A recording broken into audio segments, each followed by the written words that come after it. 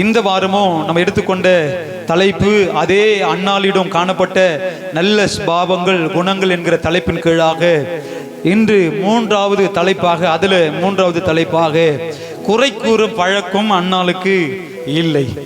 Already நம்ம முதல் வாரம் தியானிச்சோம். ஆமை ஸ்தோத்திரம், ஐக்கியம், அன்னாள் இடத்துல ஐக்கியம் காணப்பட்டது. ரெண்டாவது வாரம் தியானிச்சோம், அன்னாள் யாரையும் வெறுக்கவில்லை.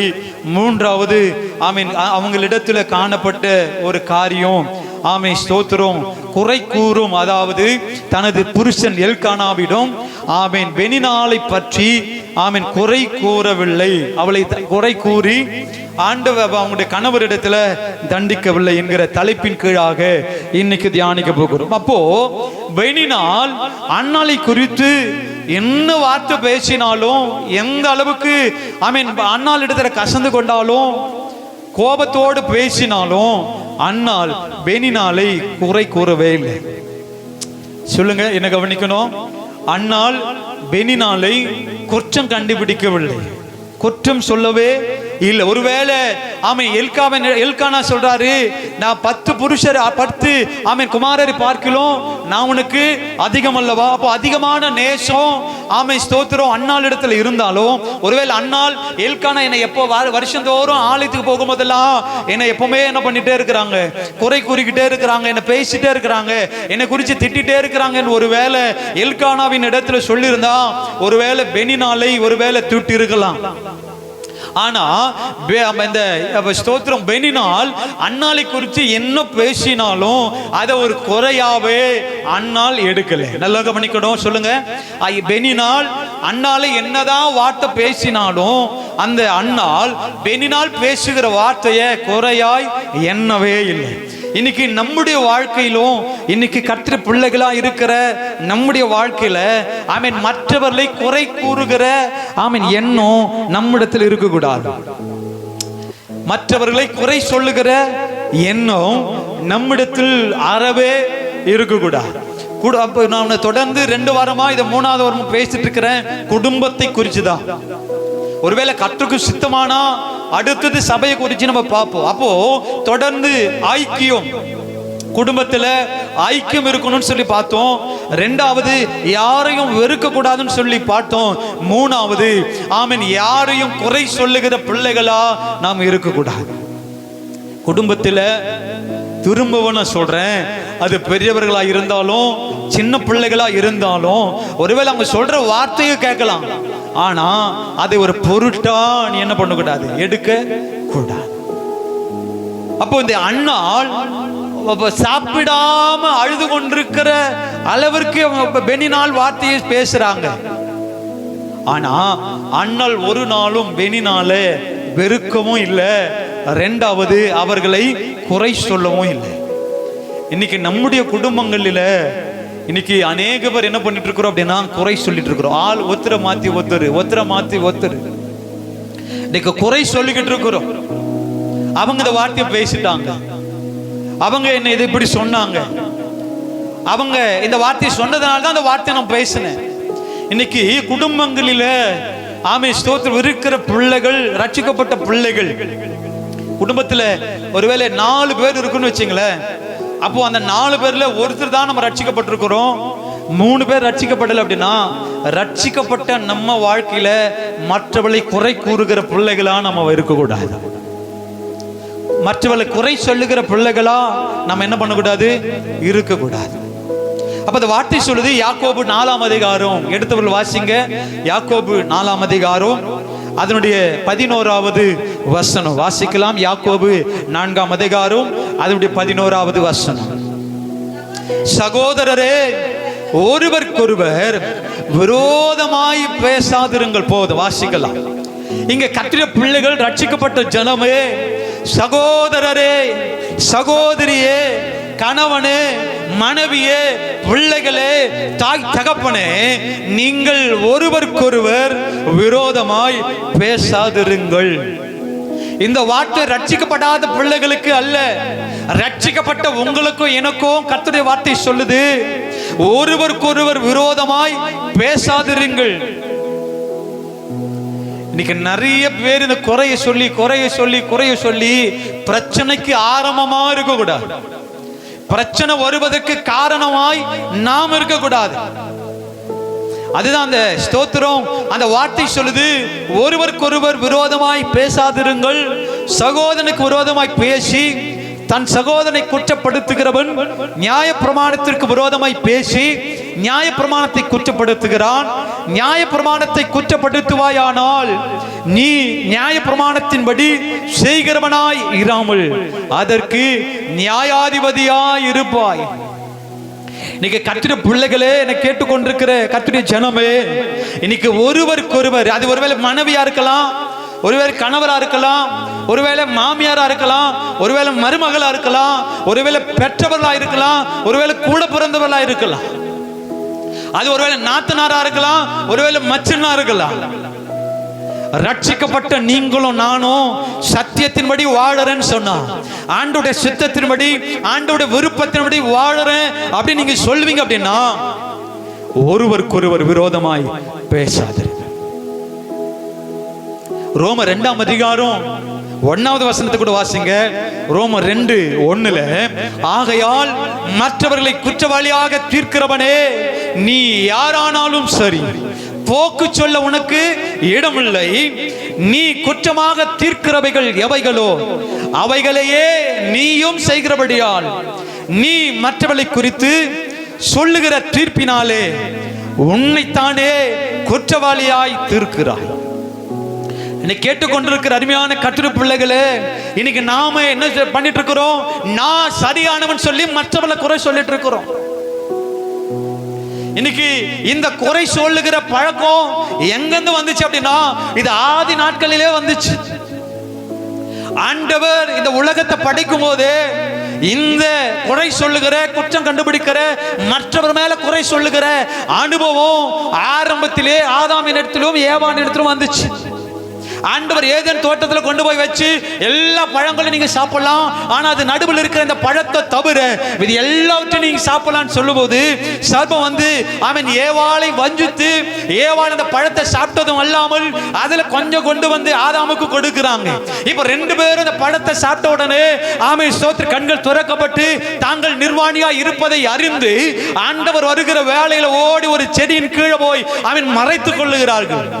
அப்ப ஆண்டவர் வந்து ஏதேன் தோட்டத்தில் ஆதாமே நீ எங்க இருக்கிறாய் என்று சொல்லி ஆண்டவர் கூப்பிடும் போது அந்த ஆதாம் ஒரு செடிக்கு பின்னாடி இருந்து ஒரு சத்தம் கேட்குது, ஆண்டவரே நான் நிர்வாணியா இருப்பதனால நான் என்ன பண்ணிருக்கிறேன், ஒளித்து கொண்டிருக்கிறேன். 3ஆம் அதிகாரத்துல அதுல 12-13வது வசனம், நான் ஒளித்து கொண்டிருக்கிறேன். அப்போ ஆண்டவர் கேட்கிறாரு, நீ நிர்வாணி என்பதை யார் உனக்கு அறிவித்தவன்?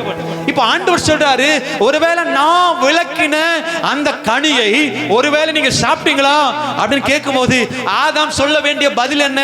ஆண்டவர் கேட்கிறாரு, ஆதாமே ஒருவேளை நான் இந்த பழத்தை சாப்பிடக்கூடாதுன்னு சொன்னேன், அந்த பழத்தை நீ சாப்பிட்டியான்னு கேட்ட உடனே ஆதாம் வாயிலிருந்து வர வேண்டிய பதில் என்ன? சாப்பிட்டேன், இல்ல சாப்பிடல. இந்த 2 விஷயத்தை தான் ஆதாம் சொல்லி இருக்கணும். ஆனா ஆதாம் ஆண்டவரை நான் இல்ல, அதுல ஸ்தோத்திர 12வது வசனம், அதற்கு ஆதாம் என்னுடனே இருக்கும்படி தேவரீர் தந்த ஸ்திரீயானவள் அவ்விருட்சத்தின் கனி எனக்கு கொடுத்தால் நான் புசிச்சேன்.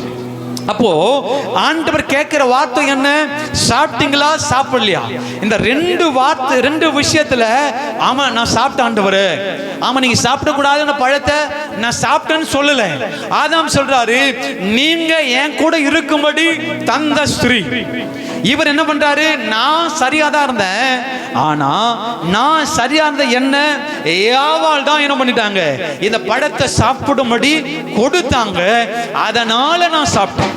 அப்ப கேட்டுக்கொண்டிருக்கிற அருமையான கர்த்தருடைய பிள்ளைகளே, இன்னைக்கு ஆதாமின் நாட்களிலே இந்த மற்றவர் மேல குற்றம் சொல்லுகிற, குற்றம் கண்டுபிடிக்கிற, நான் சரி அவங்க சரி இல்லைங்கிற குற்றம் சொல்லுகிற சூழ்நிலை ஆதி நாட்களிலே வந்துச்சு. அப்ப ஏவாளை போய் ஆண்டவர் 13வது வசனத்தை கேட்கிறாரு, ஆமென். தேவனாகி கர்த்தர் ஸ்திரியை நோக்கி, நீ இப்படி செய்தது என்ன என்றால், அப்ப ஸ்திரியானவள் கர்ப்பம் என்னை வஞ்சித்தது. ஆண்டவர் சொல்லிட்டாரு இந்த பழத்தை சாப்பிட கூடாது. அது யார் வந்து சொன்னாலும் நீ என்ன பண்ண கூடாது, சாப்பிட்டு இருக்க கூடாது. இப்ப ஆதாம் நீங்க என்னோடு கூட இருக்கும்படி தந்த ஸ்திரீன்னு சொல்றாரு. அப்போ ஸ்திரீ ஏவாள் சொல்றாங்க, நான் இல்ல ஆண்டவரே, அந்த சர்ப்பம் தான் என்ன பண்ணுச்சு, வாஞ்சித்துச்சு. அப்போ அவங்க என்ன பண்றாங்க, கணவன் மனைவி மேல, மனைவி சர்ப்பத்தின் மேல. இன்னைக்கு இதே போலதான் இன்னைக்கு நம்முடைய குடும்பங்களிலும் இன்னைக்கு ஒரு தவறு நடந்துச்சு, ஏதோ ஒரு இன்சிடென்ட் நடந்து போச்சு அப்படின்னா நாம என்ன செய்யணும் அப்படின்னா, நாம ஆண்டவரே நான் தான் தப்பு பண்ணிட்டேன். இன்னைக்கு குடும்பத்துல இன்னைக்கு பெரிய பிரச்சனையை இன்னைக்கு மாற்றுவதற்கு சின்ன ஒரு விஷயம் தாங்க, நான் தான் செஞ்சிட்டேன், நான் தான் இந்த தப்பை பண்ணிட்டேன், ஏதோ தெரியாம இந்த தவறை பண்ணிட்டேன் அப்படின்னா இது அடுத்த லெவல் வரைக்கும் போகாது. இன்னைக்கு நிறைய குடும்பங்களில இந்த ஸ்டார்டிங் இந்த பிரச்சனை சின்ன பிரச்சனையா ஆரம்பிக்கிறது, இதனுடைய முடிவு என்னவா போகுது அப்படின்னா நிறைய குடும்பங்கள் டைவர்ஸ்ல போறாங்க, விவாகரத்து பண்ணிக்கிறாங்க. சின்ன விஷயம், இந்த சின்ன விஷயத்தை ஆரம்பத்திலேயே இந்த தவறை நான் தான் செஞ்சுட்டேன், இந்த தப்பு நான் தான் தெரியாம பண்ணிட்டேன், ஐ எம் சாரின்னு சொல்லிட்டா குடும்பத்தில் பெரிய பிரச்சனைக்கு வருவதற்கு அது சாலா போயிடும். பெரிய பிரச்சனை வராம அது சின்னதுலயே என்ன பண்ணிடும். அதுதான் பழமொழி சொல்லுவாங்க, கோடாலி எடுத்து ஒரு மரத்தை வெட்டுறதை விட நகத்திலேயே கிள்ளி போடும்போது என்ன பண்ணிடணும், அதை கிள்ளி பிடிங்கி போடணும். இன்னைக்கு நிறைய குடும்பங்களில இன்னைக்கு தன் தவறை உணராம நான் தான் தவறு பண்ணிட்டேன் என்பதை இன்னைக்கு அறிந்து கொள்ளாம இன்னைக்கு அவங்களுக்குள்ள ஒரு கர்வம் என்ன தெரியுமா, நான் பெரிய நான் ஏன் போய் காம்ப்ரமைஸ் ஆகணும், நான் தான் குடும்பத்துல நான் தான் எல்லா பவரும் எனக்கு தான் இருக்குது, நான் ஏன் அவங்க கிட்ட போயிட்டு நான் சாரின்னு கேட்கணும். இன்னைக்கு கர்த்தர் பிள்ளையே, இன்னைக்கு ஆண்டோட வார்த்தை சொல்லுது, இன்னைக்கு இந்த ஆதாம் எப்படி ஏவாள் மேல, ஏவாள் எப்படி சர்ப்பத்தின் மேல ஆழ மாத்தி குறை கூறிக்கொண்டே இருந்தார்களோ, அதுபோல குடும்பத்துல நீங்களும் நானும் மற்றவர் மேல குறை சொல்லிக்கிட்டே இருக்க கூடாது. குறை சொல்வதற்கு ஆண்டவர் குடும்பத்தை நமக்கு கொடுக்கல, குற்றம் கண்டுபிடிப்பதற்கு ஆண்டவர் குடும்பத்தை நம்ம இணைக்கல, குற்றத்தையே சொல்லிட்டு இருப்பதற்கு குடும்பத்தில் ஆண்டவர் நம்மை பிறக்க செய்வது அதுக்கு அல்ல, குடும்பமாய் வாழ்வதற்கு தான் ஆண்டவர் குடும்பத்தை நமக்கு கொடுத்திருக்கிறாரே தவிர குடும்பத்தை சிதறி போவதற்கு, குடும்பத்திலிருந்து ஆள் வெளியே போவதற்கு ஒரு நாளும் நாம் அதுக்கு காரணமாய் இருக்கக்கூடாது. அதுதான் கர்த்தருடைய வார்த்தை சொல்லுது, மற்றவர்களை குற்றவாளியாக தீர்க்கிறபடி நீ யாரானாலும் சரி போக்கு சொல்ல உனக்கு இடமில்லை, நீயும் அதை செய்கிறதுனால நீயும் குற்றவாளியாய் தான் தீர்க்கிற. இப்போ நாம என்ன பண்ணணும், ஒரு தவறு பண்ணிட்டோமா உடனே சாரின்னு கேட்கணும், சாரின்னு கேட்கணும். ஆனா நாம என்ன பண்றது இல்ல, அண்ணால் எவ்வளவுதான் பெனினால் அண்ணால் மீது கசந்து கொண்டாலும், அண்ணால எந்த ஒரு அளவிற்கு சாப்பிடாம தூங்காம அழுது கொண்டிருக்கிற வார்த்தையை பெனினால் சொல்லி இருந்தாலும் அவ ஒரு நாளும் பெனினாலை அவங்க ஒரு நாளும் குற்றவாளியாக குறை சொல்லுகிற நபராய் அண்ணால் வாழவே இல்லை. இதெல்லாம் எதுக்கு நான் ஒப்பிட்டு சொல்றேன் அப்படின்னா, அண்ணல் நேர போய் ஜெபம் பண்ணிட்டு உடனே பிள்ளை பாக்கியத்துக்கான ஆசீர்வாதம் பெறல. நல்லா புரிஞ்சுக்கணும், அண்ணால் வருஷந்தோறும் செய்யறாங்க, அழறாங்க, சாப்பிடாம அழுவாங்க இல்ல, அவங்க ஒன் பை ஒன்னா அவங்க வாழ்க்கையில் இதெல்லாம் செஞ்சிருக்கிறாங்க என்பதை நான் உங்களுக்கு சொல்றேன். அதே வாசிங்க, அதே ரோமர் 2ஆம் அதிகாரம் 4வது வசனம் வாசிங்க. 2:4 ரோமர் 2ஆம் அதிகாரம் 4வது வசனம், அல்லது தேவ தயவு நீ குணப்படும்படி உன்னை ஏவுகிறது என்று அறியாமல் அவருடைய தயவு, பொறுமை, நீடிய சாந்தம் இவைகளின் ஐஸ்வர்யத்தை அசட்டை பண்ணுகிறாயோ. கர்த்தருடைய பிள்ளையே, இதை பார்க்கிற ஜனமே, தேவ தயவு அப்படின்னா அவருடைய இரக்கம், அவருடைய அற்புதம் செய்கிற கரம், அவர் உங்களை விடுவிக்கிற கரம், உங்களை உயர்த்துகிற கரம். நீ இதை சரிப்படுத்திக் கொண்டா உன் வாழ்க்கை மாறும் என்பதை ஆண்டவர் சொல்லியும் அதை உணராமல் ஆண்டவர் நீ குணப்படும்படி, அந்த வார்த்தை நல்லா படிக்கும், என்ன சொல்லுது, நீ குணப்படும்படி உன்னை ஏவுகிறது என்று அறியாமல். இதெல்லாம் உன் வாழ்க்கையில் இருக்குது, இது உன் வாழ்க்கையில் இருக்கிற வரைக்கும் உனக்கு ஆசீர்வாதம், விடுதலை, நீ கேட்கிற ஆசீர்வாதம் உனக்கு கிடையாது என்கிற அந்த தயவு ஆண்டவர் சொல்லியும் அதை நீ அசட்டை பண்ணி கொண்டிருக்கிறாயோ. அடுத்த வசனம், உன் மன கடினத்திற்கு குணப்படாத இருதயத்திற்கும் ஏற்றபடி தேவனுடைய நீதியிலே தீர்ப்பு வெளிப்படும் கோபாக்கினை நாளிலே உனக்காக கோபாக்கினியை குவித்துக் கொள்ளுகிறாயே. கர்த்தருடைய பிள்ளையே, குடும்பங்களில் குற்றம் குற்றம் குற்றம் சொல்லிக்கிட்டே இருக்கிற, குற்றம் கண்டுபிடிச்சிட்டே இருக்கிற, அவங்கள மன்னிக்கிறது இல்ல, அவங்கள மறக்கிறது இல்ல, அவங்களோடு கூட ஒப்புரவாகிறது இல்ல, குற்றத்தை மாத்திரம் கண்டுபிடிச்சு குற்றம் குற்றம் குற்றம் குற்றம் சொல்லிக்கிட்டு இருக்கிற ஜனமே, நீ தேவ தயவு நீ குணப்படும்படி உன்னை ஏவுகிறது என்று அறியாமல் நீ செய்து கொண்டிருக்கிற ஒவ்வொரு காரியத்திற்கும் கடைசி நாட்களில் உனக்கான கோபாக்கினியை நீ குவித்துக் கொள்ளுகிறாயே. அப்ப கோபாக்கினி என்பது நீ சத்தியத்தை கேட்டும் நீ ஒப்புரவாகாம, குற்றத்தை மன்னிக்காம, குற்றம் கண்டுபிடிக்கிற குணத்தை நீ மாற்றிக்கொள்ளாம குற்றத்தையே கண்டுபிடிச்சிருக்கிற அப்படின்னா குடும்பமா உங்களால வாழ முடியாது, குடும்பத்தோடு உங்களால வாழ முடியாது. அப்ப கர்த்தருடைய வார்த்தை சொல்லுது, நீங்க குணப்படுவதற்கு குற்றம் கண்டுபிடிக்கிறத அல்லது செஞ்ச குற்றத்துக்கு அந்த ஆமென் ஏற்ற நபரோடு கூட போய் நீ என்ன பண்ணு, ஒப்புரவாகு, அவளோடு கூட ஐக்கியமாயிரு, அவங்கள வெறுக்காத, அவளோடு கூட காம்ப்ரமைஸ் ஆகு. ஆனா நீ என்ன பண்ணிட்டு இருக்கிற, நான் ஒரு நாளும் காம்ப்ரமைஸ் ஆக மாட்டேன், நான் ஒரு நாளும் நான் செஞ்ச தவற போய் நான் என்ன பண்ண மாட்டேன், குடும்பத்துல நான் சொல்ல மாட்டேன்னு நினைக்கிறேன். ஆனா கர்த்தருடைய பிள்ளைகளே, ஆமென், லூக்கா 6ஆம் அதிகாரம் 31வது வசனத்துல, மனுஷர் உங்களுக்கு எப்படி செய்ய வேண்டும் என்று விரும்புகிறீர்களோ, கர்த்தருடைய பிள்ளையே, அது நீ மருமகளா இருந்தாலும், மாமியாரா இருந்தாலும், மருமகனா இருந்தாலும், யாரா இருந்தாலும், மனுஷர் உங்களுக்கு எப்படி செய்ய வேண்டும் என்று விரும்புகிறீர்களோ முதல்ல நீ அவர்களுக்கு செய். உனக்கு அவன் உங்க மாமியார் என்ன செய்யணும் நீ நினைக்கிறியோ, முதல்ல உங்க மருமக என்ன செய்யணும் நினைக்கிறியோ, அல்லது மருமகன் உனக்கு என்ன செய்யணும் நீ நினைக்கிறியோ, அவைகளை நீங்க முதல்ல அவர்களுக்கு செய்யுங்கள். அது சின்னவங்களா இருக்கட்டும், அது பெரியவங்களா இருக்கட்டும், உங்களுக்கு என்ன செய்யணும்னு நீ விரும்புறியோ அதையே அவர்களுக்கு செய்யுங்கள். அப்போ இன்னைக்கு கர்த்தருடைய வார்த்தையின்படி நாம நமக்கு என்ன செய்ய வேண்டும் என்று விரும்புகிற பிள்ளைகள் நீங்க அவர்களிடத்துல இன்னைக்கு நிறைய பேர் சொல்லிட்டு இருக்கிறோம், எப்ப பாரு ஆமீன் எங்க மாமியார் குற்றம் கண்டுபிடிச்சிட்டே இருக்குதுங்க, எங்க மருமக எப்ப பாரு எதை செஞ்சாலும் குற்றம் குற்றம் சொல்லிக்கிட்டே இருக்குதுங்க. இதை மாத்தி மாத்தி சொல்லாம நீங்க கோபாக்கினி நாளில கோபாக்கினி குவித்து கொள்ளாமல் நீ அவங்களிடத்துல போய் நீங்க என்ன பண்ணணும், அன்பா பேச. அவங்க என்ன குற்றம் சொல்லியிருந்தாலும், என்ன குற்றம் கண்டுபிடித்திருந்தாலும், நீங்க கர்த்தருடைய பிள்ளையே, நீங்க குற்றத்தை சொல்லி சொல்லி குடும்பம் சிதறி போவதற்கு நாம காரணமா இருக்க கூடாது. அப்ப நமக்குள்ள ஆமென் அண்ணால போல ஆமென் குற்றம் கண்டுபிடிக்கிற சூழ்நிலை, குற்றம் கண்டுபிடிக்கிற பிள்ளைகளா நாம் என்ன பண்ணக்கூடாது, இருக்க கூடாது. என்னைக்கோ செய்த ஒரு தவறுக்காக அந்த குற்றத்தை சொல்லி சொல்லி சொல்லி இதுவரைக்கும் சொல்லிக்கிட்டே இருப்போம் அப்படின்னா உங்க வாழ்க்கையில சமாதானம் இருக்காது, உங்க வாழ்க்கை குடும்பமாய் நீங்கள் வாழ சந்தோஷமாய் வாழ முடியவே முடியாது. அப்ப குறை அதை ஒரு பொருட்டா நினைக்காத, அவன் செஞ்சிட்டாங்களா இனி என்ன பண்ணக்கூடாது.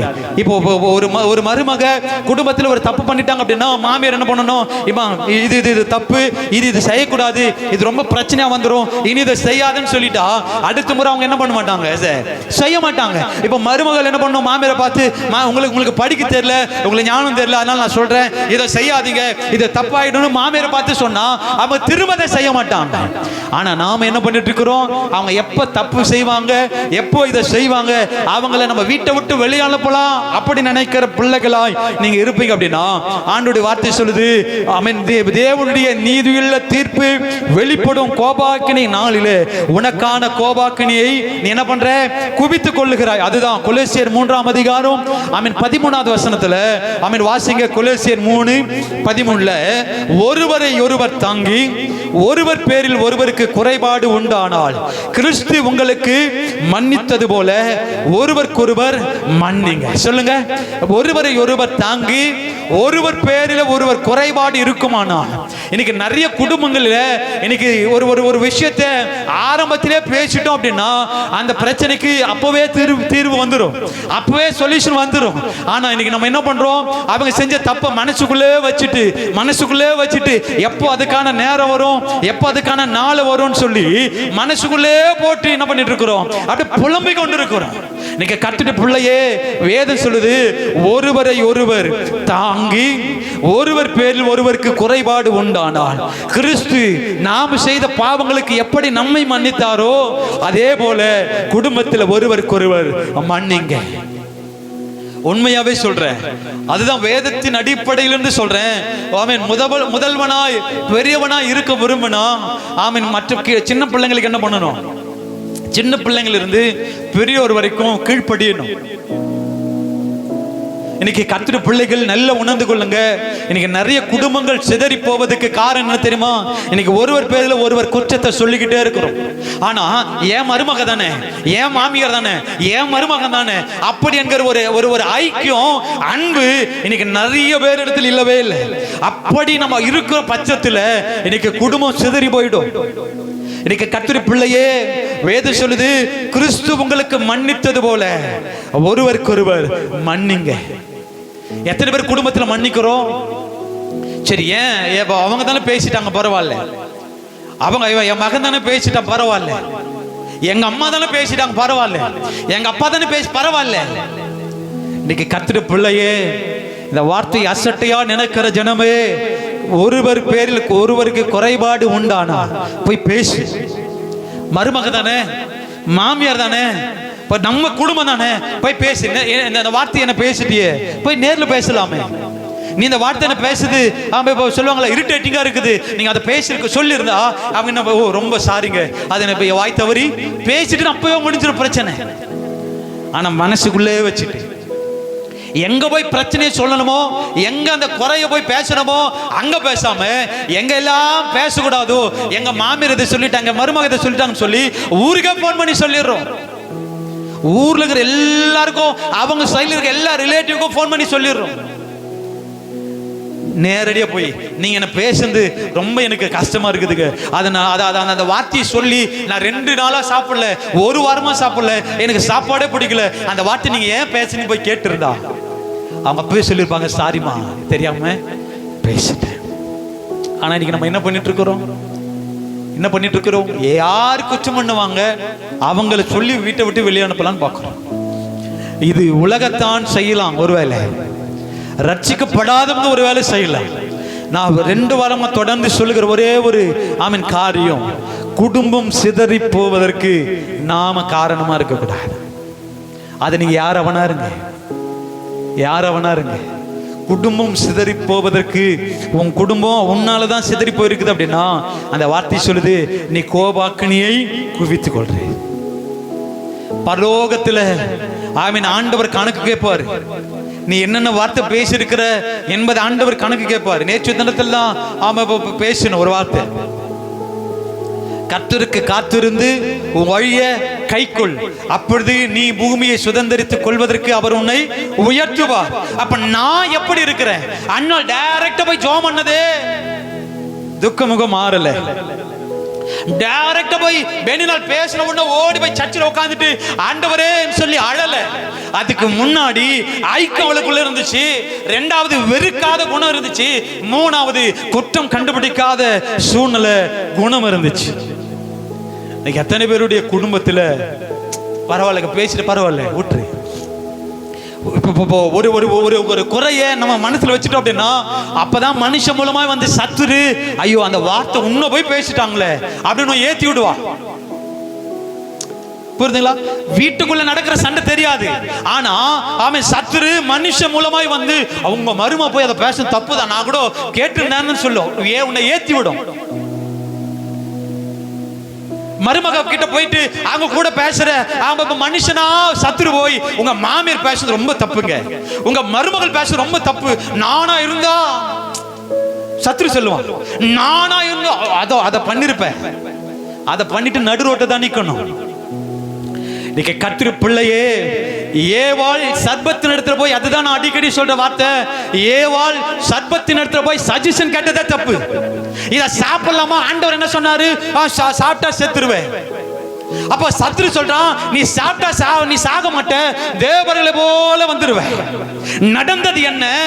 சத்துரு சொன்ன காரியம் நடக்கல. சர்ப்பம் என்ன சொல்லுச்சு? நீ இந்த கனியை சாப்பிட்டா நீ தேவர்களை போல மாறிடுவேன்னு சொன்னா அது நடந்துச்சு அப்படின்னா இல்லவே இல்லை. என்ன நடந்துச்சு? ஏதேன் தோட்டத்தை விட்டு வெளியேற்றப்பட்டார்கள். இன்னைக்கு உங்களை பார்த்து சொல்றேன், குடும்பத்தில் சிதறி போகிற அந்த சிதறி போகிற நபராய் நீங்க இருப்பீங்க அப்படின்னா நீங்களும் கர்த்தருடைய கிருபையை இழந்து போயிடுவீங்க. கர்த்தருடைய ஐக்கியத்திலிருந்து விலகி போயிடுவீங்க. உங்க சத்தத்தை கேட்க கூடாத இடத்துக்கு போயிடுவீங்க. இன்னைக்கு சபையே, மனுஷர் உங்களுக்கு என்ன செய்யணும்னு நீ நினைக்கிறியோ அதையே நீ வெறுக்கிற, அதையே குற்றம் கண்டுபிடிக்கிற, அதையே குறையா சொல்ற நபர் எடுத்து போய் நீ முதல்ல செய். அடுத்ததுதான் ஆண்டவருடைய வார்த்தை சொல்லுது, குறைபாடு உண்டானால் மன்னிங்க. மன்னிங்க. நீ எத்தனை முறை உலகத்துல வாடுற உன் குடும்பத்துல போய் எத்தனை முறை மன்னிப்பு கேட்கறியோ அந்த அளவுக்கு அமைப்பு சொல்றாங்களே. ஒரு நமக்கு லோன் கொடுக்கணும்னா முதல்ல நமக்கு சிபில் ஸ்கோர் இருக்குதுன்னு பாக்குறான். எத்தனை பேருக்கு தெரியும்? நமக்கு இப்போ இந்த இஎம்ஐல போடணும் அப்படின்னா நமக்கு நம்ம ஆதார் கார்டை வச்சு பேன் கார்டை வச்சு பாக்குற ஒரே முதல் காரணம் என்ன அப்படின்னா சிபில் ஸ்கோர் எவ்வளவு இருக்குதுன்னு பாக்குறான். கிட்டத்தட்ட 700க்கு மேல இருக்குன்னு நினைக்கிறேன். அதுக்கு கீழே இருந்துச்சு அப்படின்னா லோன் உனக்கு கொடுக்க மாட்டான். அந்த இஎம்ஐல டிவி வாங்குற, ஃப்ரிட்ஜ் வாங்குறல, அப்ப அதை நீ இப்ப என்ன பண்ண முடியாது. அப்ப குறிப்பிட்ட ஒரு 700க்கு மேல இருக்குது அப்படின்னா ஓகே, உனக்கு அப்ரூவ்டு, வாங்கிக்கலாம். இப்ப நான் சொல்றேன், நீ எத்தனை முறை போய் ஒருவேளை செய்யாத தப்பு கூட பரவாயில்ல போய் மன்னிப்பு கேள. நீ கேட்கிற அந்த மன்னிப்பு ஒரு வார்த்தையில உன் குடும்பம் கட்டப்படும் அப்படின்னா நீ போய் கேட்பது தப்பு ஒண்ணும் இல்லையே. புரியுது நான் சொல்றது? நீ கேட்கிற ஒரு சாரி குடும்பம் சிதறி போகாது அப்படின்னா அந்த வார்த்தை நீ கேட்கறது அப்ப கஷ்டம் ஒண்ணும் இல்லையே. இப்போ அவங்க தான் கேட்கல. இப்போ 2 பேர் ரட்சிக்கப்பட்டிருக்காங்கன்னு வச்சுங்களேன். குடும்பத்தில் 2 பேர் ரட்சிக்கப்பட்டிருக்காங்க. 2 பேருக்குள்ள சண்டை. யார் சாரி? ஒண்ணு தப்பு பண்ணவங்க முதல்ல வந்து என்ன பண்ணணும் கவனிங்க. தப்பு பண்ணவங்க வந்து சாரி கேட்கணும். இப்ப தப்பு பண்ணவங்க சாரி கேட்கல. இப்ப தப்பு நாம பண்ணல, ஆனா நீ போய் அவங்க கிட்ட ஒரு சாரின்னு கேட்டுட்டா குடும்ப சமாதானமா இருக்குமானா? நீங்க கேட்கறது ஒண்ணும் சொல்லுங்க. புரியுதானே சொல்றது? புரியுதானே சொல்றது? இப்போ நான் தப்பு பண்ணிட்டேன் அப்படின்னா நான் தான் போய் என்ன பண்ணணும் முதல்ல சொல்லுங்க. நான் தான் முதல்ல போய் சாரி, தெரியாம பண்ணிட்டேன், தெரிஞ்சுதான் பண்ணிருக்கிறேன், ஆனா இனி பண்ணக்கூடாது. ஆனா நான் சொல்றேன், அப்ப தெரியாம பண்ணிட்டேன், சாரி, நான் கேட்கணும். இப்ப நான் கேட்கல, எனக்கு ஒரு பெருமை, நான் ஏன் போய் கேட்கணும்? குடும்பத்தில் இல்ல, அப்ப எனக்கு பின்னாடி பிறந்தவன் அவங்க கிட்ட போய் நான் பெரியவன் எப்படி போய் நிக்க முடியும்? சொல்றேன்ல, நான் பார்த்து பிறந்த பையன், நான் பார்த்து பிறந்த பொண்ணு சொல்றல. இப்ப நான் தப்பு பண்ணிட்டேன், சாரி கேட்கல. இப்ப அடுத்தது யாரு கேட்கணும்? 2 பேருமே ரட்சிக்கப்பட்டிருக்கிறோம். நான் சொல்றது புரிய கட் பண்ணியா? 2 பேருமே ரட்சிக்கப்பட்டிருக்கிறோம். இப்ப நான் சாரி கேட்கல, தப்பு பண்ணாதவங்களும் சாரி கேட்கல அப்படின்னு வச்சுங்களேன். இப்ப 2 பேருமே சாரி கேட்கல, மன்னிப்பு கேட்கல, குடும்பத்தில் இருந்து வெளியேறாங்க, தனி குத்துன்னு போறாங்க. இப்போ ஒரே ஒரு வார்த்தை மன்னிச்சிருங்கன்னு சொல்லியிருந்தா இவ்வளவு பிரச்சனைக்கு சொல்லுங்க, இவ்வளவு பிரச்சனைக்கு இல்லவே இல்லை. இப்ப தப்பு அவங்க பண்ணிட்டாங்க, நீ தப்பு பண்ணலையா போய் சொல்லு, சாரின்னு கேளு. இப்ப சாரி கூட கேட்க வேணாம், போய் கட்டிப்பிடி. இப்ப நிறைய குடும்பங்களில உண்மையாவே சொல்றேன், இது எல்லா குடும்பத்திலும் இருக்கிற ஒரு சூழ்நிலை என்ன தெரியுமா? மகள் அப்படின்னா ஒரு அன்பு. நான் உங்களுக்கு புரியுதா? நான் பெத்த மகன், என் மகன், அது மேல ஒரு அன்பு. வெளியில இருந்து வந்தா இருப்பாங்க, மருமகனா இருக்கட்டும் மருமகளா இருக்கட்டும், அது பாக்குற பார்வை புரியுதா உங்களுக்கு? அது கொஞ்சம் சிபில் ஸ்கோர் கம்மின்னு வச்சுங்களேன், இல்ல பாயிண்ட் கம்மி. இப்ப யாரா இருந்தாலும் குடும்பம் அப்படின்னு குடும்பத்துக்குள்ள வந்துட்டாங்களா, எல்லாருமே ஒரே இவன் தான். திருமணமாக்கி வந்துட்டாங்க, நம்ம குடும்பத்துல தான் இருக்கிறாங்க அப்படின்னா அதுவும் நம்ம குடும்பம் தான். குடும்பத்தில் நடக்கிறத போய் பக்கத்து வீட்டுல போய் சொல்லாத. என் மருமக இப்படி பண்ணிட்டான்னு பக்கத்து வீட்டுல போய் சொல்லாது. எங்க மாமியார் இது பண்ணிட்டாங்கன்னு போன் பண்ணி சொல்லாத. 2 பேரும் நேர்ல வச்சுட்டு சண்டை கூட போட்டுங்க, பேசு. நீங்க நிறைய குடும்பத்தில் அந்த குற்றம் சொல்லுகிற ஆவி, குற்றம் கண்டுபிடிக்கிற ஆவி மூஞ்ச திருப்பின்னு போக வச்சுக்குது. உண்மையாவே சொல்றேன், இன்னைக்கு கர்த்தருடைய பிள்ளைகளே, இன்னைக்கு அதுதான் யாக்கோபு 5ஆம் அதிகாரம் 9வது வசனத்துல, சகோதரரே நீங்கள் நியாயம் தீர்க்கப்படாதபடிக்கு ஒருவருக்கொருவர் விரோதமாய் முறையிடாதிருங்கள், இதோ நியாயாதிபதி வாசற்படியில நிற்கிறார். நீ பேசுற ஒவ்வொரு வார்த்தைக்கும் கணக்கு ஆண்டவர் கேட்பார். நீ பேசுற ஒவ்வொரு வார்த்தைக்கும் நீங்க நிறைய பேர் பாத்தீங்க அப்படின்னா தப்பு தப்பு பண்ணதான் நல்ல சத்தமா பேசு. பாத்துக்கிறீங்களா? தப்பு தப்பு பண்ணுதே அதுதான் பேசும். நான் தான் பாத்துக்கிறீங்களா? தப்பு பண்ணாது அமைதியா இருக்கும். ஆனா பாக்குறவங்க என்ன சொல்லுவாங்க, இது தப்பு பண்ணிக்கிறதுனால தான். அது மூஞ்ச பார்த்த தெரியல, திருப்பி பேச தேவையில்ல, அதுதான் சொல்லுவாங்க. அது மனுஷன் பார்க்கிற பார்வை. அந்த பரலோகம் நீ என்ன பண்ணிருக்கிற என்பதை ஆண்டவர் பார்க்கிறார்ல. என் மக தப்பு பண்ணல, அவங்க என்ன பேசினாலும் அமைதியா இருக்குது அப்படி என்பதற்கு ஆண்டவர் சாட்சி கொடுப்பார். அப்ப கர்த்தருடைய பிள்ளைகளே, குடும்பம் கட்டப்படுவதற்கு தான் குடும்பத்தில் நம்ம இணைத்திருக்கிறார்.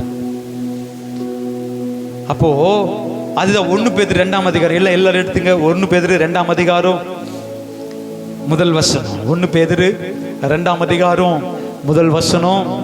இப்படி இருக்க கர்த்தர் தயவுள்ளவர் என்பதை நீங்கள் ருசித்து பார்த்தது உண்டானால். இப்போ அப்படியே நிறுத்துங்க. இங்க நான் சொல்றேன், இப்படி இருக்க நீ ரட்சிக்கப்பட்டது உண்மையானால், இப்படி இருக்க நீ கர்த்தருடைய பிள்ளையாய் வாழ்வது உண்மையானால், இப்படி இருக்க பரலோகத்தின் தெய்வம் அவருடைய பிள்ளைகளா நீ வாழ்வது உண்மையானா. 2வது வசனம். எல்லாம் சேர்ந்து படிங்க, எல்லாம் சேர்ந்து படிங்க. சகல துர்குணத்தையும் சகலவித கபடத்தையும் வஞ்சகங்களையும் பொறாமைகளையும் சகலவித என்ன கூறுதல் அப்படின்னா இங்க பேசணும், என்கிட்ட பேசணும், குடும்பத்தில் இருக்கவங்கிட்ட தான் பேசணும். இந்த செவுத்தை விட்டு வாசுபடியை விட்டு தாண்டி போய் நீ சொல்றிய அதெல்லாம் புறங்கூறது. இப்போ உதாரணத்துக்கு குடும்பத்தில் நடக்கிற பிரச்சனைய பக்கத்து வீட்டில் இருக்கிறவங்கிட்ட அவங்க செட் இருப்பாங்கல்ல, அது 80 வயசானாலும் 30 வயசானாலும் ஒரு செட் இருக்கும். அவங்க கிட்ட போயிட்டு குடும்பத்தை குறித்து, உங்க குடும்பத்தை குறித்து அவங்க கிட்ட சொன்ன வார்த்தை, இப்போ நீங்க காம்ப்ரமைஸ் ஆயிடுவீங்க. இப்ப நீங்க காம்ப்ரமைஸ் ஆயிட்டு நீங்க ஒன்னா போகும்போது நீ குடும்பத்தில் நடந்த புறங்கூறின அவங்க எல்லாம் வேடிக்கை பார்ப்பாங்க. திரு நேத்து தான் வந்து இதை பத்தி அவ்வளோ 1000 சொல்லிட்டு போச்சு. ஆனா இப்போ நான் சொல்றேன், குடும்பத்தில் நடக்கிறத உன் குடும்பத்துக்குள்ளதான் பேசணுமே தவிர, அது நீ யாராயிருந்தாலும், அது எத்தனை வயசானாலும், சத்தியம் சொல்லுது, சாக்கு போக்கு இல்லை, போக்கு சொல்ல உனக்கு இடம் இல்லை. மற்றவங்க கிட்ட போயிட்டு நீ உன் குடும்பத்தில் பேச வேண்டியதை மற்றவங்க கிட்ட போய் நீ பேசுற அப்படின்னா, இப்போ வாசிங்க, நீ ருசித்தது பார்த்தது உண்டானால் புறங்கூறுதலையும் ஒழித்து விட்டு நீங்கள் குற்றவாளிகள் என்று தீர்க்காதபடிக்கு மற்றவர்களை குற்றவாளிகள் என்று தீர்க்காதிருங்கள். ஏனெனில் நீங்கள் மற்றவர்களை மத்திய 7:1 ஆமீன். ஏனெனில் நீங்கள் மற்றவர்களை தீர்க்கிற தீர்ப்பின்படியே நீங்களும் தீர்க்கப்படுவீர்கள். மத்திய 7ஆம் அதிகாரம் 1-2வது வசனம். அதுல 3வது வசனம். எல்லாம் சேர்ந்து படிங்க. 3-4 எல்லாம் சேர்ந்து படிங்க. மத்திய 7ஆம் அதிகாரம் 3-4. நீ உன் கண்ணில் இருக்கிற உத்திரத்தை உணராமல் உன் சகோதரின் கண்ணில் இருக்கிற துரும்பை பார்க்கிறது என்ன? இதோ உன் கண்ணில் உத்திரம் இருக்கையில் உன் சகோதரனை நோக்கி, நான் உன் கண்ணில் இருக்கிற துரும்பை எடுத்து போடட்டும் என்று நீ சொல்வது எப்படி? மாயக்காரனே, இதுக்கு முன்னாடி போய் உன் கண்ணில் இருக்கிற உத்திரத்தை எடுத்து போடு, பின்பு உன் சகோதரன் கண்ணில் இருக்கிற துரும்பை எடுத்து போட வகை பார்ப்பாய். உன் குடும்பத்துக்குள்ள சமாதானமாய் உன்னால வாழ முடியல, நீ போய் மற்றவர்களுக்கு போய் மத்தியசம் பண்றது. நீ முதல்ல உன் வீட்டுல போயிட்டு சாரின்னு கேட்கிற ஒரு வார்த்தை உன்னால கேட்க முடியல, நீ போய் மற்ற மத்தியசில போயிட்டு நீ என்ன பண்ணக்கூடாது? பேச. ஆண்டோட வார்த்தை சொல்லுது, நீ முதல்ல உன் கண்ணில் இருக்கிற உதிரத்தை பாரு.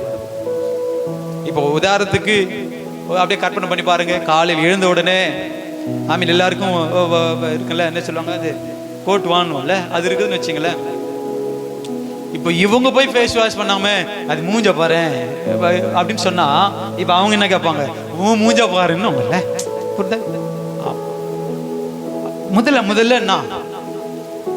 முதல்ல நான்றது யாரு? ரட்சிக்கப்பட்ட பிள்ளைங்க. முதல்ல நம்மை சரிப்படுத்திக் கொள்ள.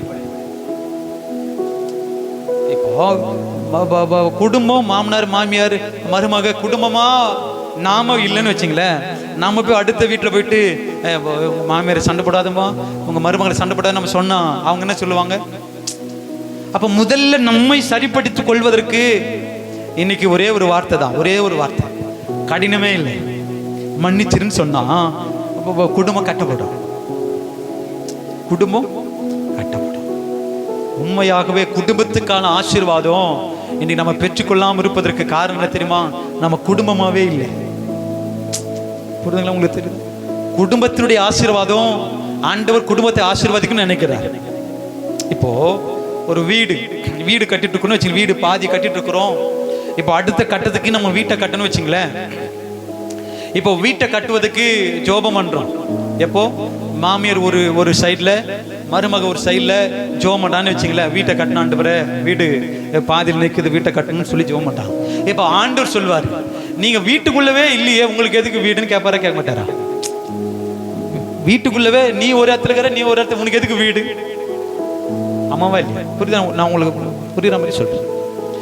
குடும்பம், அப்ப குடும்பத்துடைய ஆசீர்வாதம் ஏன் நம்மளால பெற முடியல அப்படின்னா, இன்னும் நம்ம குடும்பமாய் இன்னும் நம்ம இல்லை. அப்ப அதுக்கு உதாரணம் என்ன? இல்லைங்க, எங்க மாமியார் கூட தான் இருக்கிறேன், எங்க மருமக. இப்போ அப்ப அந்த வார்த்தையை சொல்லும் போது உண்மையான அன்பு உனக்குள்ள இருக்குதான்னு ஆண்டவர் கேட்பார்.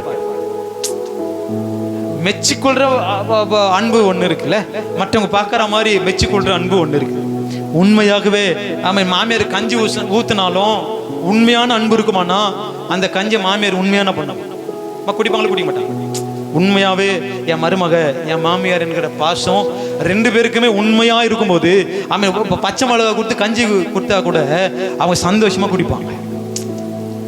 அதே மட்டன் பிரியாணியே மாமியாருக்கு கொடுத்தா கூட, மருமகளுக்கு கொடுத்தா கூட, உண்மையான அன்பு இல்லை அப்படின்னா அது மனுஷர் பார்க்கிற அன்பு. அப்ப ஆண்டோடைய வார்த்தை சொல்லுது, முதல்ல மாயக்காரனே, முன்பு உன் கண்ணில் இருக்கிற உத்திரத்தை எடுத்துக்கோ, பின்பு உன் சகோதரன், மருமக, மாமியார், மாமனார், மச்சனை, நாத்தனார், வேற யாரா இருக்கிறாங்களா?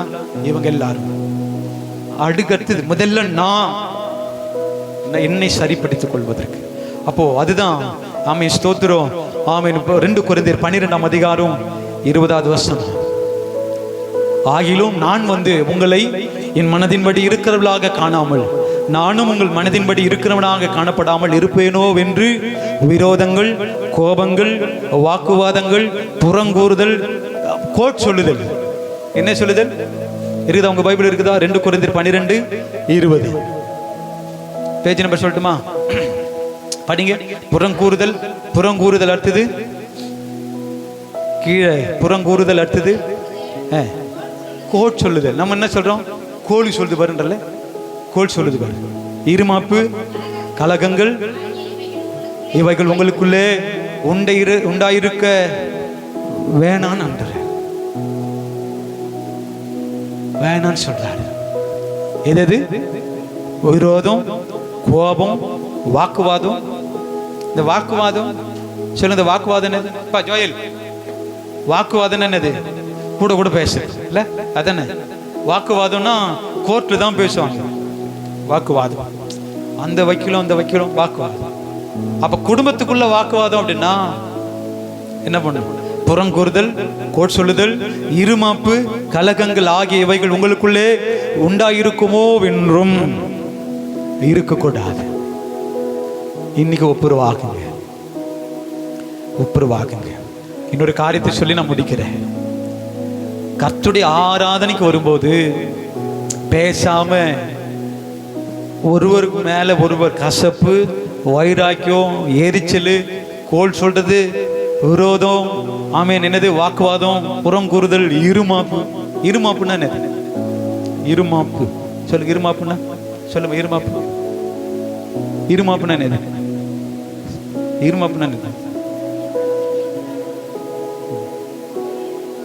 இப்போ இவ்வளவு நேரம் பேசுறோம், கிட்டத்தட்ட 3 வாரமா பேசிட்டு இருக்கிறோம். இந்த வார்த்தையை கேட்டு இன்னும் நீ விட்டு கொடுக்கல அப்படின்னா அதுதான்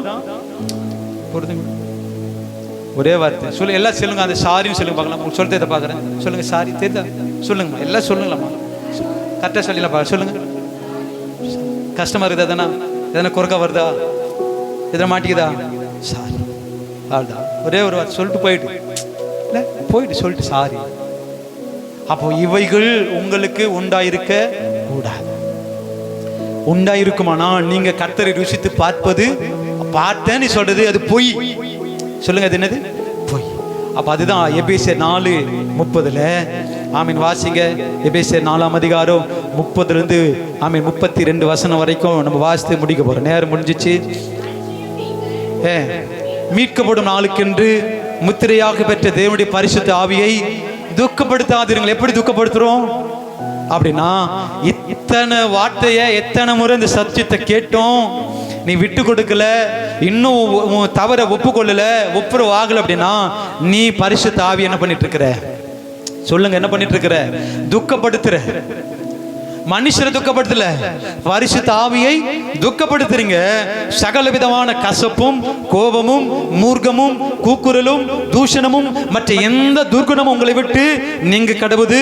ஒருவருக்கொருவர் தயவாயும் மன உருக்கமாயும் இருந்து கிறிஸ்துவுக்குள் தேவன் உங்களுக்கு மன்னித்தது போல நீங்களும் ஒருவருக்கொருவர் மன்னியுங்கள். சொல்லுங்க, என்ன பண்ணணும்? ஒருவருக்கொருவர் தயவாயும். தயவு அப்படின்னா ரெண்டாவது மன உருக்கம். மன உருக்கம் இப்போ கற்பனை பண்ணி பாருங்க. இப்போ எப்படி சொல்றது, மன உருக்கம் அப்படின்னா, இப்போ மாமியாருக்கு சுகர் இருக்கும், ஆசையா நான் செஞ்சிருக்கிறத அப்படின்னு ஸ்வீட் எடுத்து போய் கொடுக்குறது, அது என்னது? அது அது உருக்கமா வருமா? இல்லை, அத்தை கொஞ்சம் சாப்பிட்டு தான் போறேன், அது சாப்பிட்டா போயிடும், அது மாதிரி கேஸா இருக்கும். அதுக்கு கொஞ்சமாச்சு அப்படின்னா அது உருக்கம் கிடையாது. அத்தை நீங்க ஸ்வீட் என்ன பண்ணக்கூடாது, ஐயோ ஐயோ எங்க மாமியாருக்கு இது பிடிக்கும், ஐயோ பிடிக்க, அது அவங்க மேல கரிசனைன்னு சொல்ல, கரிசனை, ரொம்ப அக்கறை. அப்ப உருக்கமா ஒருவர் மேல ஒருவர் என்னவா இருக்கணும் அப்படின்னா உருக்கமா. இது எப்போ நடக்கும் அப்படி நிறைய வீட்டில் அப்படின்னா, யாருன்னா சொந்தக்காரர் வந்திருப்பாங்க, அப்போதான் நடக்கும். இதை பார்த்தீங்கன்னா நிறைய வீட்டில் நடக்கும். சொந்தக்காரர் எதாரும் ஐயோ ஓஹா அது எங்கள் அத்திக்கு, ஐயோ நான் அவ்வளோ இதுவாக பார்த்துட்டு இருக்கேன் அப்படி சொல்லுவாங்களே. யாருன்னா வந்திருப்பாங்க, உங்கள் சத்தத்தை கேட்டு பார்க்கலாம். அப்போ யாரோ அவங்க வீட்டுக்குள்ளே வந்துக்கிறாங்க, அவங்களுக்கு முன்னாடி மாமியார் மருமகள் என்ன பண்ணுறாங்க, நல்ல நடிக்கிறாங்க. அப்போ இந்த வார்த்தை சொல்லுது, ஒருவருக்கொருவர் தயவாயும் மன உருக்கும். அத்தை அத்தை பேசாதீங்க அத்தை அப்படின்னு சொல்லி சத்தமா கோபமா பேசுற வார்த்தைய சாந்தமா சொல்லிட்டு போயிடுங்களே. அதை அப்படி கற்பனை பண்ணி பாருங்க. அத்தை அப்படின்னு சொல்ற அத்தை, அத்தை செய்யாதீங்க அத்தை, அதே தான் கொஞ்சம் இல்ல அத்தை அப்படின்னா ரெண்டாவது அவள் தான் செத்த. அப்போ நம்ம வாழ்க்கையில பேசுற வார்த்தைய சத்ருகிட்ட பேசுறதெல்லாம் நம்ம குடும்பத்திலே பேசினுக்கிறோம். இங்க பேசி தீர்த்துறோம், இங்கே பேசிடலாம். இப்போ வெளியில ஒருத்தர் சண்டை வருதுன்னா அவனை தான் என்ன பண்ணணும், நல்ல அடிக்கணும். நம்ம வீட்டுக்குள்ளவே அடிச்சுன்னு வரோம், வீட்டுக்குள்ள சண்டை போட்டு இருக்கிறோம். அப்போ கர்த்தருடைய பிள்ளையே, அன்னாள் இடத்துல இருந்த குணாதிசையில மூன்றாவது குணாதிசயம், பெனினாலை எல்கானாவினிடம் ஒரு நாளும் ஆமீன் பெனினாலை குறித்து குறை சொல்லவே தண்டித்திருக்க முடியும். அன்னாள் போய் ஆமீன் எல்கானா கிட்ட சொல்லியிருந்தா, ஒருவேளை பெனினாலை எல்கானா என்ன பண்ணிருப்பாரு, தண்டித்து இருக்கலாம் சொல்லி இருந்தா. ஆனா அதை குறையாவோ குற்றமாகவோ ஆமீன் அன்னாள் எண்ணப்படவே இல்லை. இப்ப நம்ம இத்தனை வருஷமா என்ன மெசேஜ் எடுத்துட்டு இருந்தோம்னா, அன்னாள் போய் ஜெபம் பண்ணா அற்புதம் நடந்துச்சு இல்ல, அதுக்கு முன்னாடி என்ன நடந்துச்சுன்னு தான் பார்த்துட்டு இருக்கோம். அந்த ஆசீர்வாதம் பெறதுக்கு இங்க என் ஒவ்வொரு படியும் எப்படி இருக்கிறது என்பதை, நான் எடுத்து வைக்கிற ஒவ்வொரு அடியும் நான் என்னவா வாழ்ந்துட்டு இருக்கிறேன் என்பதை நீ உணர்ந்து கொண்டு போனாதான் அதுக்கான டார்கெட்ல அதை அச்சீவ்மெண்ட் பண்ண முடியும். அப்போ குடும்பத்துக்குள்ள இனி கசப்பு, வைராக்கியம், கோபம், கோல் சொல்றதல், புறங்குறுதல், வேற என்னது மனசுக்குள்ளவே வச்சுன்னு இருக்காது. ஹார்ட் அட்டாக் வந்துடும், ஃப்ரீ ஆயிட்டு இல்ல, அப்படியே புலம்பி புலம்பி புலம்பி புலம்பி நீ மனசுக்குள்ள வச்சு நீ புலம்புறதுனால உனக்கு தான் பசி எடுக்க போறது இல்லை, நீ தான் சாப்பிடு, நீ தான் தூங்க போறது இல்லை. ஆனா அவங்க நல்லா கொட்டி விட்டு தூங்க. கவலைப்படுகிறதுனால சரீர அளவோடு ஒரு முழம் கூட்டவோ குறைக்க தான் முடியும். நம்ம பாஷையில் பேசணும், குறைக்கலாம், போயிடும், செல்லுன்னு போயிடும். மாத்திங்க. அன்னாள் குறை சொல்லுகிற மகளா இல்லவே இல்லை.